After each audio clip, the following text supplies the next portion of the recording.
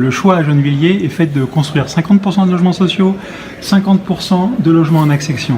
En quoi ce choix il peut permettre de construire une ville durable pour tous? D'abord, je voudrais me présenter. Donc, Jean-Michel Daquin, je suis architecte, j'ai une agence d'architecture et en même temps, j'étais jusqu'à peu président de l'Ordre des architectes d'Île-de-France.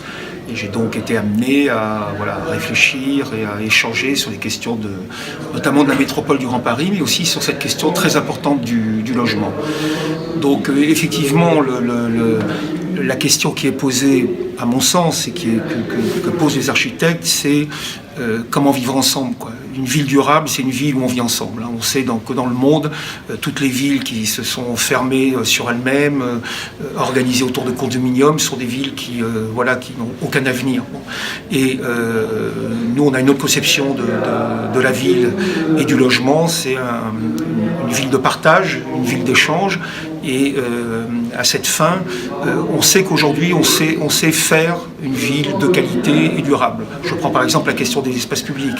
Faire des espaces publics de qualité, des jardins partagés, des lieux où les gens vont pouvoir se rencontrer, échanger, sans finalement, quelle que soit son origine sociale, quel que soit son métier, quelle que soit son activité, et quelle que soit sa génération, parce que c'est ça qui est important. C'est aussi faire en sorte que dans l'espace public et dans des lieux publics, les gens puissent rencontrer. Alors le logement, on sait aujourd'hui que le logement social, le logement qu'on construit par exemple neuf aujourd'hui, n'a rien à envier au logement privé. On sait aujourd'hui construire des logements sociaux de très grande qualité.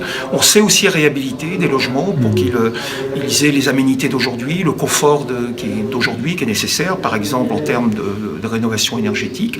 Et on sait aussi que le logement privé en accession, s'il répond à la qualité architecturale et à la qualité d'usage, peut permettre aussi des parcours résidentiels et permettre à la population, aux enfants, de pouvoir rester dans une ville, parce que c'est ça qui est important, c'est faire en sorte que la mémoire d'une ville, elle se construise, que le patrimoine se construise au fil de l'eau, au fil du temps.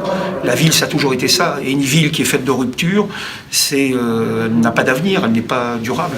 Donc c'est une ville dans laquelle couches moyennes, couches populaires peuvent vivre en harmonie, tout le monde se rassemblant, s'écoutant, se respectant. Oui, c'est-à-dire qu'aujourd'hui, on voit bien dans toutes les réflexions qu'il y a autour de l'habitat, les gens qui réfléchissent sur l'avenir des villes et l'avenir de l'habitat, on voit bien qu'il faut favoriser, revenir à l'intergénérationnalité qui existait dans le passé. Dans la ville d'il y a 20 ans ou 30 ans, il y avait encore une dimension sociale, il y avait du partage, il y avait de l'échange, il y avait une structuration autour de l'entreprise, autour de l'emploi, autour de nombreuses aménités. Et aujourd'hui, tout ça, ça a été un peu cassé par la désindustrialisation, surtout dans des villes comme celle de Gennevilliers. Donc il faut reconstruire et il faut bâtir une ville du vivre ensemble autour d'une idée pas seulement de se retrouver sur un banc dans un jardin, mais se retrouver autour d'activités.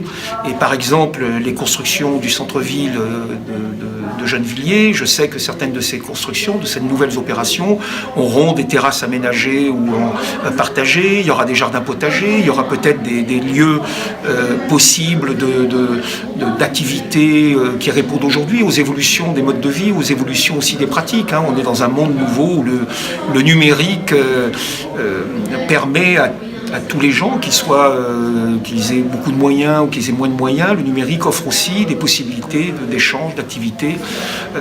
Donc la modernité doit non pas accentuer une fracture, mais doit nous permettre de vivre ensemble. Je vous remercie.